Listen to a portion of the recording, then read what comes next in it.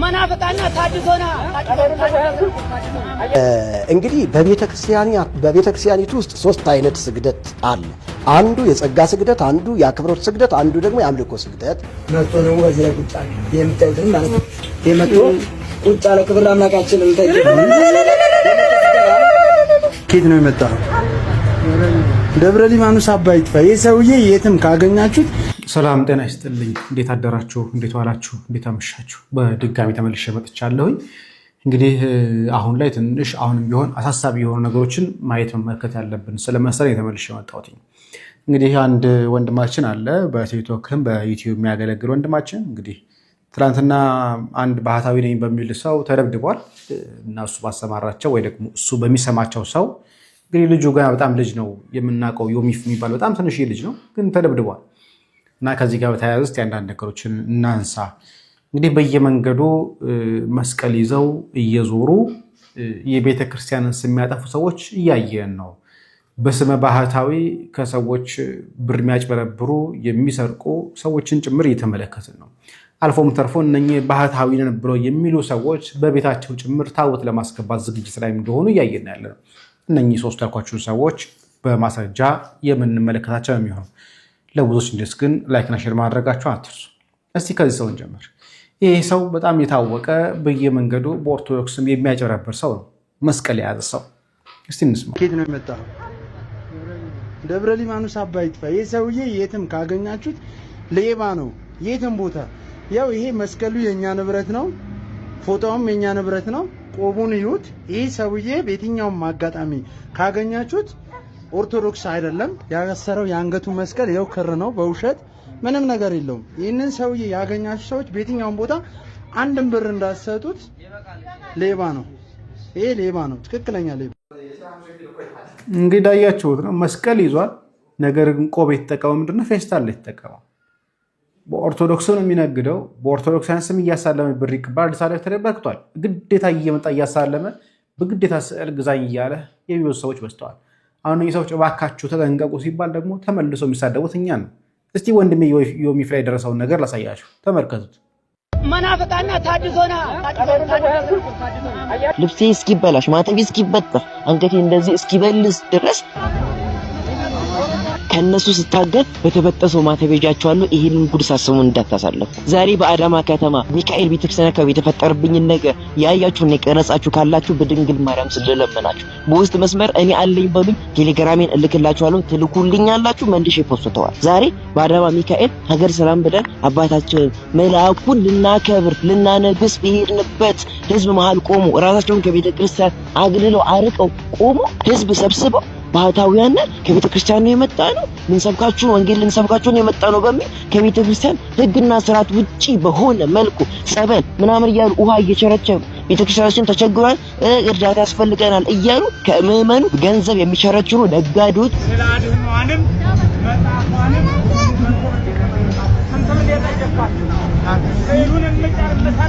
መጨረሻ ላይ በቤተ ክርስቲያን ስም የሚያጭበረብሩ ነጋዴዎችን አይቼ ለምን እንዴት አደርጋላችሁ ማናችሁ ምንድናቸው ብዬ በተረጋጋ መንፈስ ላናገራቸው ብሞክር ራሳቸውም ስሜታዊ ሆነው እንኳን ለለጥና ማለት ነው መስቀል እንኳን አሁን አንድ መናፍቃ መጥቶ ቢጠይቅ መልክልኝ መናፍቃና ታድሶና መንፈስ ያደረበትን ሰው ልከው እንደዚህ በመታወት መንገድ ልብሴ እስኪበላሽ ማተቤ እስኪበጠስ አንገቴ እንደዚህ እስኪበልስ ድረስ አታግለው አውጥተውኛል ከሜዳ። ችግር የለውም። ከዛ በኋላ ብዙ ሰው ተቆጥታቸው ከዛ እንደሄዱ ተደርጓል። እነኚህ ሰዎች የመጀመሪያቸው አይደለም፣ ሁለተኛ ጊዜ በአዳማ ከተማ ስመለከታቸው ነው። ከዛ ጸበል አለ፣ ጸበል ተራይተን ነው የምንሄደው። አገራ ለምን እኛ እያለን እንደዚህ ሆነ? ልማጸናችሁና ልወቅሳችሁ ነው የመጣሁት። አንድም እወቅሳችኋለሁ። እኛ እያለን እነዚህ ሰዎች እንዴት እንደዚህ ያደርጋሉ? እንዴትስ ቆማችሁ እነዚህ አይነት አጭበርባሪዎችን ትመለከታላችሁ? ለምን አታጋልጧቸው? ሁለተኛ ደግሞ ልማጸናችሁ ነው የመጣሁት።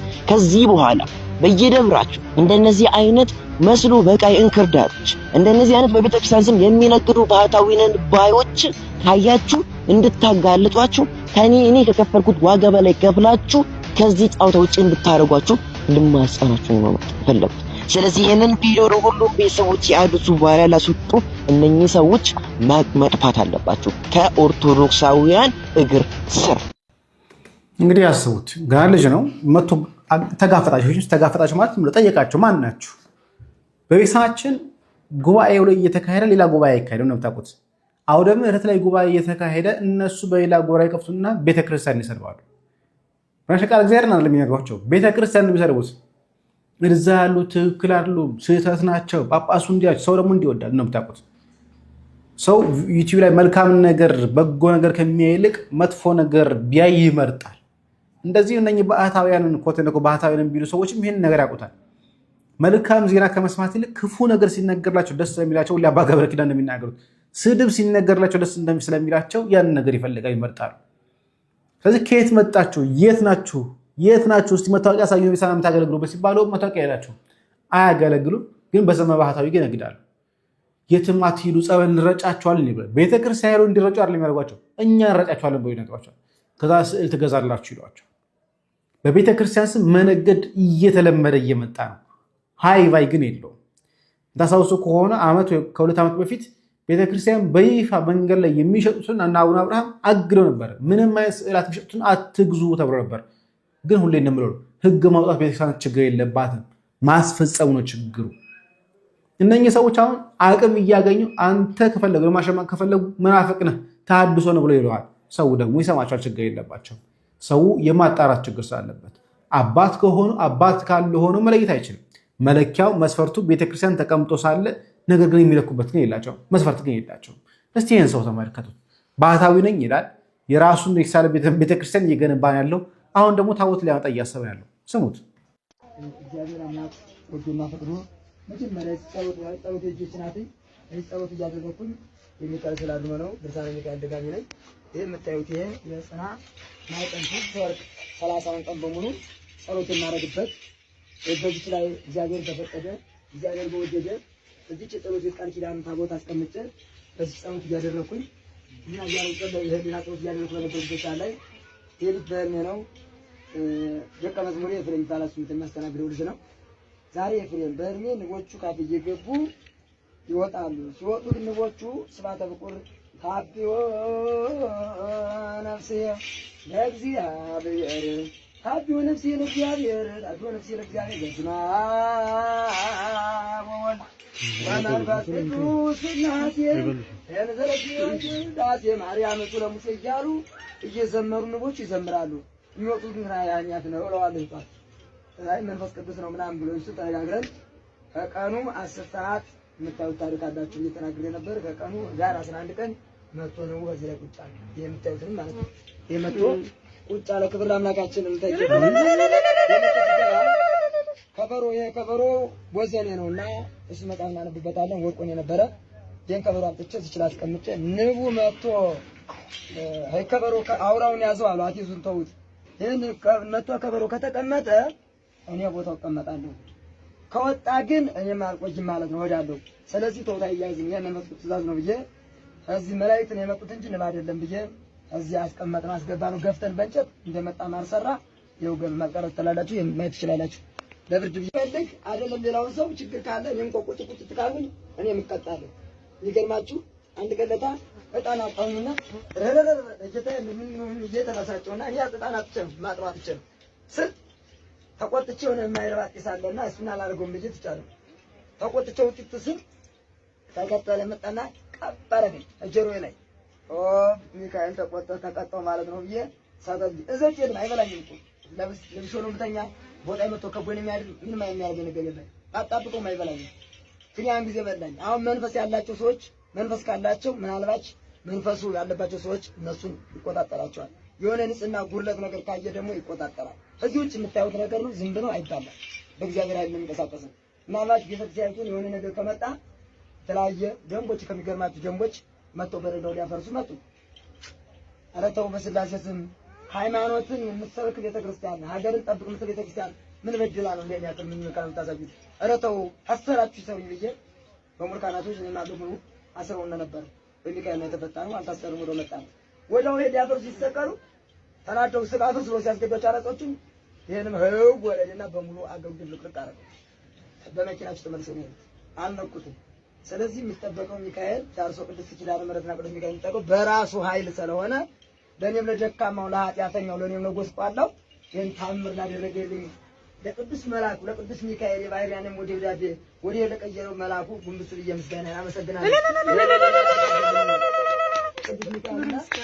ሚካኤልን ካመናችሁ እናታችን ካመናችሁ አጥራት መላእክትን ካመናችሁ የማይደረግላችሁ ነገር የለም። የኛ ኃጢአት ቢበዛ ከመሬት አሸዋ ቢበዛ ክርስቶስ የሚፈልገው ልባችን እንጂ የኛን መቆሸሽ አይደለም። ኃጥኡን የማስረጭ የሥላሴ ስራ ነው። ይህን መጽና ለመያዝ ይህን መስቀል ለመያዝ ይህን ፎጣ ለመልበስ የተቀደስኩና የተባረኩ አይደለም። ለኔ ኃጢአተኛ ነኝ፣ ግን በክርስቶስ ፈቃድ የሱ ፈቃድ ሆኖ እዚች አስቀምጦ በልብ እንዲጠበቅ እንዲከብር እንዳመሰግነው አድርጎና ለሱ ላደረገና አምላካችን ለብላችሁ እግዚአብሔር ይመስገን። እንግዲህ እዚህ ጸበል ነው በማር እየበጠበጥነ ሰው እውር የሚበራበት ለምጽ የሚነጻበት ጎባጣ የሚቀናበት መካን የሚወልድበት 60 ዓመት የሆናት እናት የወለደችው በዚህ ማር ጸበል በዚህ ነው። አሁን ይሄ ንብ ሁለተኛ ነው። መጀመሪያ ላይ ሳይመጣ እዚህ በምስራቅ ያለው ልጅ ታያላችሁ መጥቶ ገባ። ታቦት በገባ በቤተ መቅደስ በገባ በሶስተኛ ቀን መጥቶ መንበሩ ከዚህ ላይ ነው የነበረው። አይው መንበሩ ግማሽ በዚህ ላይ ነው ያለ። ኃይላን መጥቶ ገባ። ካህናት ሲቀድሱ መብራቱ ሲረብሻቸው ወዳውተው ወደዛ በቤተልሔም ያደረጉት። ንቡ የገባ ሁለተኛ ነው። አሁን ዳራ 11 ሁለተኛ ደግሞ የገባበት እና በጣም መንፈስ ቅዱስ ወረደበት በግልጽ የሚታይበት ቦታ ስለሆነ የኔ ያላወቀ ከጠንቋይ ቤት በተለያየ ቦታ ላይ ብንከራኝም የጉ እየተፈወሰ ያለ ስለሆነ እድመት በኪዳነ ምሕረት እየመጣችሁ ተፈወሱ እያላችሁ ለሕዝበ ክርስቲያኑ ተናገሩ፣ የእግዚአብሔር ታምር ተናገሩ ለማለት ነው። የላደረጋችሁልኝ አመሰግናለሁ። አሜን። እንግዲህ ሰው እንደምትሰሙት በቃ አሜን ነው፣ እልል ነው፣ አሜን ነው፣ እልል ነው። አሁን ደግሞ ማስታወቂያ ስለሰራ ነው ነገር ደግሞ ከነገር ይመጣልታል። አሁን ችግሩ እየገጠመን ያለው ሁሉን ነገር ከቅዱሳን ጋር እየተገናኘ ያለ።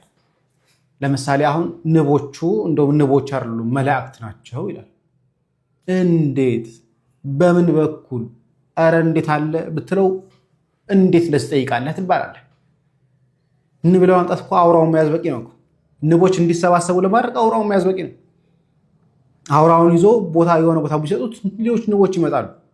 ንግስቷ ናቸው ዋናው። ንግስቷ ካለች ንቦች ሁሉ ይሰባሰባሉ። ግን የሚጠይቅ የለም። ከጠየቅ መናፍቅ ትባላለህ። አሁን ይሄ የሚያጥነው ቦታ ላይ ፈቃድ የለውም፣ ታቦት የለም። ግን የራሱን ለማደራጀት ስለፈለገ ነገ ከነገ ወዲያ በጣም ብዙ ሰው ይሰበሰበለታል። ከዛ ለማ ይነካዋል። ከነካው ከተናገርከው ከእግዚአብሔር ጋር እንድትጣላ ከቅዱሳን ጋር እንድትጣላ አድርጎ ይናገርብሃል። ችግር እየፈጠረ ያለ ብዙውን ጊዜ እንደዚህ እየመጣ ያለ ደግሞ ሴቶች ናቸው። እንዲህ እየተጋለጡ ያሉት እየተደፈሩ ያሉት ደግሞ ሴቶች ናቸው። ለምን ሲባል የዋሃን ስለሆኑ ሰዎችን ማግኘት የሚፈልጉት በእነሱ በኩል መጓት ይፈልጋሉ። እባካችሁ እንዲህ አይነት ትምህርትም እንዲህ አይነት ልምምድም ቤተክርስቲያን የላትም። ባህታዊ ከሆነ እዛ በብህትውናው እንጂ ከሰዎች ጋር አይደለም። ካሜራ ይዞ የሚያስቀርጽ አይደለም። ሲጀመር ባህታዊ ማለት ካህን ማለት አይደለም። ብህትውና አለው ማለት ማጠንት ያጥናል ቅዳሴ ይቀድሳል ማለት አይደለም። ብህትውና ከክህነት ጋር የተለያየ ነው። ክህነት የሚሾም ነው። ብህትውና ግን የሚሾም አይደለም። ከፈለገ ራሱ ለብህትውና መቀጠል ስለሚችል በብቸኝነት መኖር በገዳም በጫካ መኖር ስለሚችል ሁሉም መነኮሴ ማለት ሁሉም ካህን ነው ማለት አይደለም። ምንኩስና ከክህነት መለያየት አለበት። በጣም የተለያዩ ነገሮች ናቸው።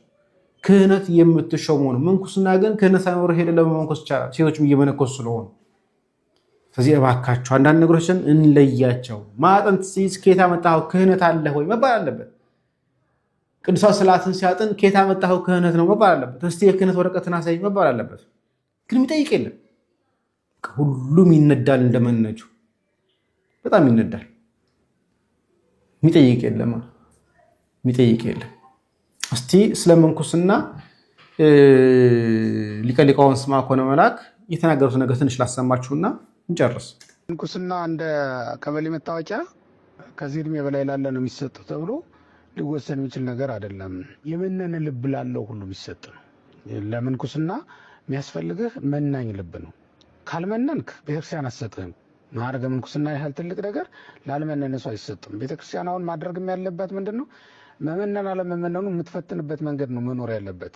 አሁን የኛ ቤተክርስቲያን ትልቁ ችግር መነነ አልመነነ አታረጋግጥም። አምኖ ለመጣው ሁሉ ነው የምትሰጠው። ለምንድን ነው መመንኮስ የፈለገው ያ ሰው? እሱ መጠየቅ አለበት እኮ። ዛሬ የሚበጠብጠው አንዳንዱ አሁን አለቃ ብናደርገው ከአገልጋዩ ጋር አይስማማ፣ አገልጋይ ብናደርገው ከወንድሞቹ ጋር አይስማማ። ምንም ብናደርገው የማይገጥም ይሄ የጨው ጉልቻ የሚባል አለ አይደል? የጨው ጉልቻ ማለት ጉልቻ እንዳታደርገው ይፈነዳል፣ ትራስ እንዳታደርገው ራስ ይመልጣል። ጨው ነው ብለህ ደግሞ ወጥ ማጣፈጫ እንዳታደርገው የማይጣፍጥ አልጫ ይሆንብሃል። እና ጥፍጥና የሌለው ጨው እንለዋለን። እንዲህ አይነቱን በጣም አስቸጋሪ ነው። የሚገርምህ ካብ እንኳን አይሆንም፣ ይናዳል፣ ይንሸራተታል። እና ለምንም የማይሆን ይሆናል። ያልመነነ ሰው ከመነኮሰ ቤተክርስቲያን አለቀላት። ምክንያቱም እኛ ድርሳን የደረሱልንን በተጋድሎ የምናውቃቸውን ቤተክርስቲያንን የጠበቁልንን ነገስታትን የገሰጹልንን መነኮሳት ነው የምናውቀው። እነሱን ስለምናውቅ ለመነኮሳት ሁሉን እንሰጣለን።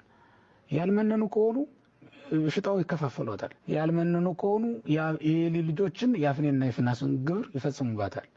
ያልመነኑ ከሆነ በጣም አስቸጋሪ ነው እና እንዲመነን ነው የሚያስፈልግ። ያለመመነን ምልክቱ አሁን ልታይ ማለት ነው። እንኳን ማህበራዊ ሚዲያ ላይ መድረክ ላይ ወጥቶ ልታይ ማለት ህገ መንግስቱ አይፈቅድም። ያለመመነን አንድ ምልክት ነው። ሌሊ ልታይ ልስማ አትበል። 3 ነገሮችን ተከልክሏል። ሌሊ ማለት በወጭ ወራጁን ለማየት መንገድ ላይ ልውጣ፣ ሴቱም ወንዱም በዚህ ዓለማዊ ሲሄድ ሲወጣ ሲመላለስ፣ በሌላ አነጋገር ዓለማውያን ቤት ሁሉ ሄደህ አትደር ነው የሚለው። ለምን በልጆቻቸው ሲደሰቱ አይተህ እኔም ልጅ በኖረኝ ትላለህ ነው የሚለው። ወደ ሴትም አትመልከት። ለምን ይችን አግብቼ ዓለሜን አይቼ ብሞት ወይም እሷን አግብቼ እግዚአብሔር ማገልገል አልችልም ወይ እንድትል ያደርጋል። ያስመኛል፣ ማየት ያስመኛል፣ በጠቅላላው መስማትም ያስመኛል። ከዚህ ውጣ። ምናኔ በራሱ አንዱ አንቀጽ አንዱ ህጉ ከዚህ ውጣ ነው፣ ከዚህ መውጣት ነው፣ በጠቅላላው ከዚህ መውጣት ነው። ግን ይሄን እድሜ ያመጣው በነገራችን ላይ የ70-80 ዓመት ሆኖ ኮረዳ እንትን የሚውላል አይደል? ይሄ እድሜ የሚያመጣው ጉዳይ አይደለም። ደግሞ በጣም ንጹህና እንደ ንስር እየበረሩ የሚያገለግሉ ደግሞ መነኮሳት ገዳም ውስጥ ብትሄድ ታገኛለህ። ወንዶችም ሴቶችም ህፃናት። እና አባ ዮሐንስ ስለሚባል አንድ ጻድቅ ሰምተህ ይሆናል። አባ ዮሐንስ ማለት ህዳር 5 ቀን በዓሉ የሚከበርን የ5 ዓመት ህፃን አባ ዮሐንስ እና አባቱ የሚገርምህ መነኩሴ ነው ያሳደገው። የወታደር ሚስት ናት እናቱ። እሱ ወደ ውትድርና ከሄደ በኋላ ጸንዛለች። ሲመጣ የወለደች ቀን ነው የደረሰው። ሲሰላ እድሜው እሱ ከሄደ በላይ ከ1 ዓመት በላይ ቆይቷል። እና ከማን ጸነሰች? ከሱ ነው ካንተ ነው ልትለው አትችልም።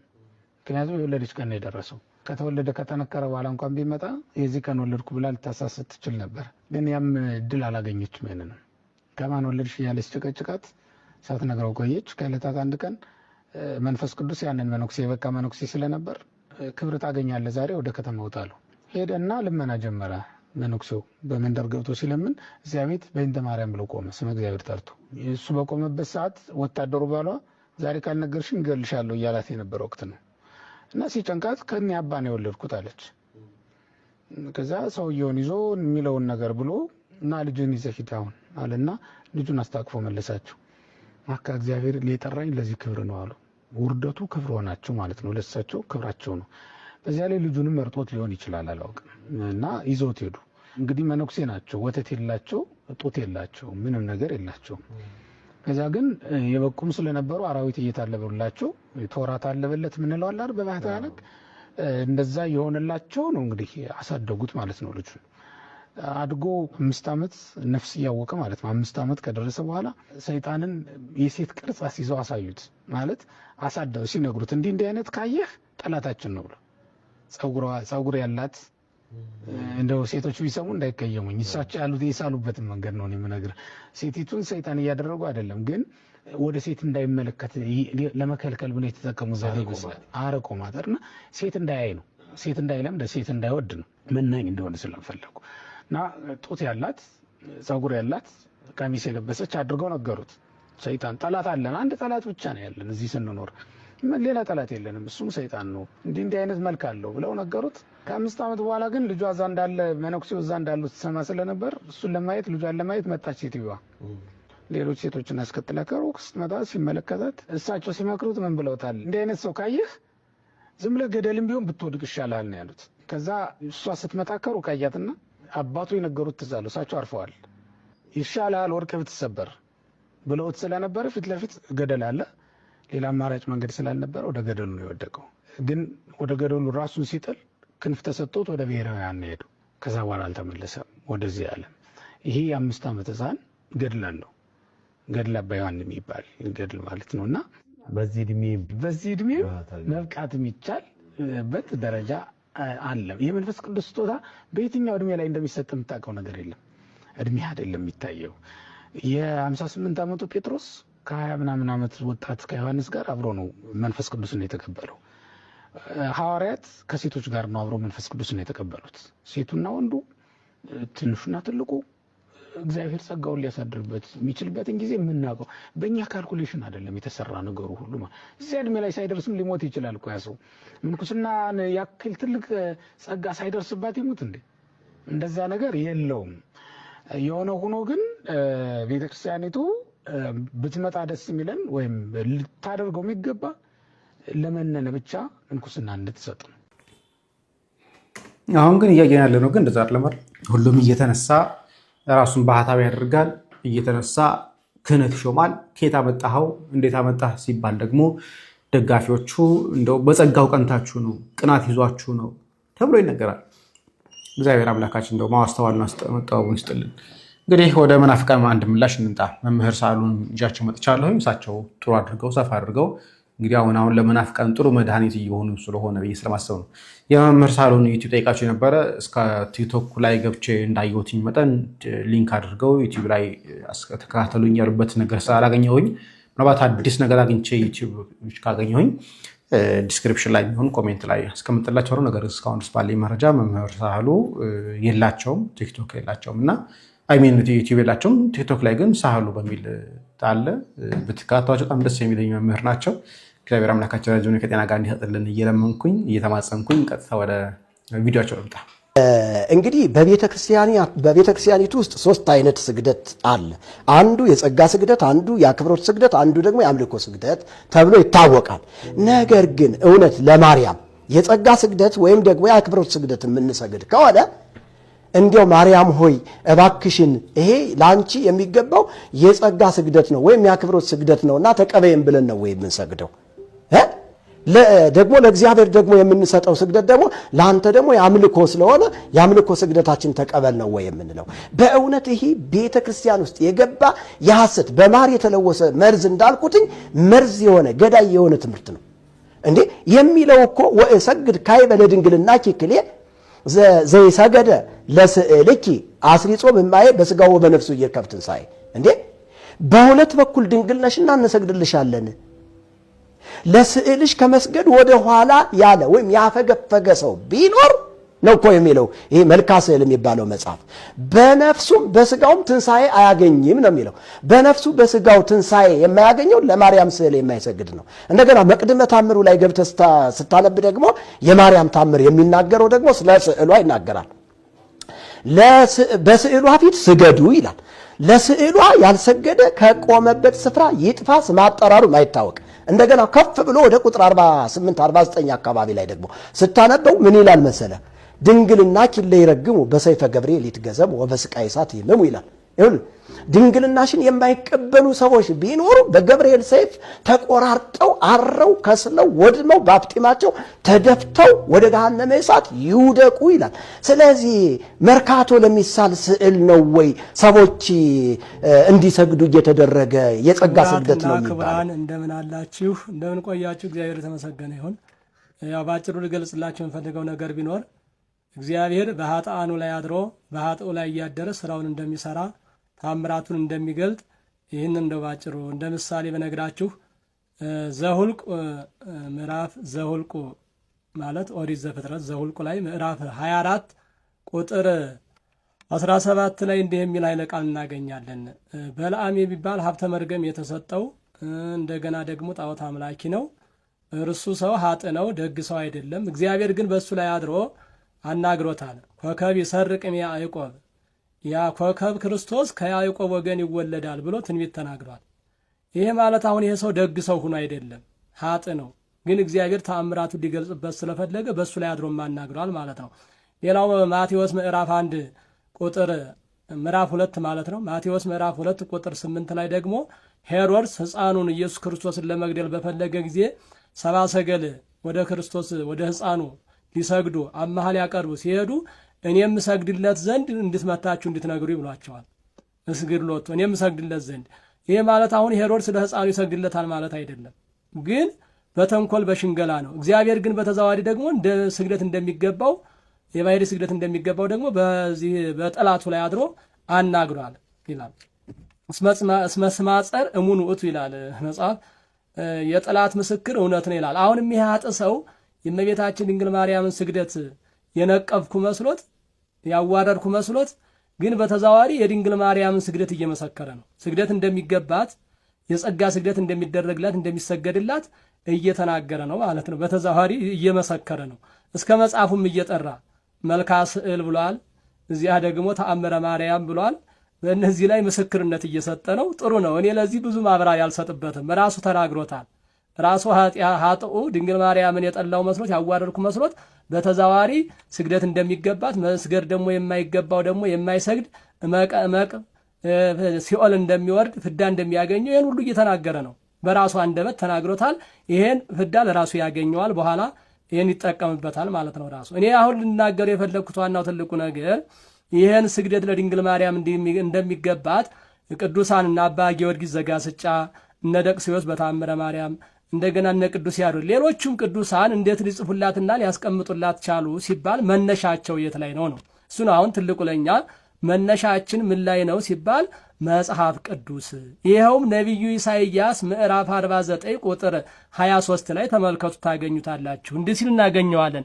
ነገሥት አማሁትኪ ወነጋሰያት ሐፃንያትኪ ይሰግዱ ለኪ ውስተ ገጸ ምድር ይሰግዱ ለኪ። ነገስታቱ ተራ ሰዎች እንኳን አላለም ነብዩ ሲናገር፣ ሹመት ስልጣን የሌላቸው ሰዎች አላለም። ስልጣን ያላቸው አገረ ገዦቹ ሴቶቹም ወንዶቹም ነገስታት እየመጡ ይሰግዱልሻል። ይህን ብቻ አይደለም የእግርሽን ትቢያ ሳይቀር ይልሳሉ ነው ያለው።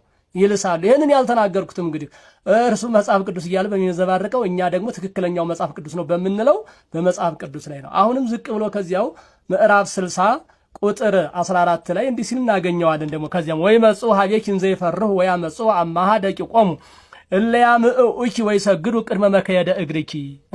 እንደው ምንድነው ያለው አዚስ የሚጠሉሽ ይጠሉሽ የነበሩ ሰዎች አንቺን ይጠሉሽ የነበረ ልጆቻቸውን አማሃ እያመጡ ይሰጣሉ።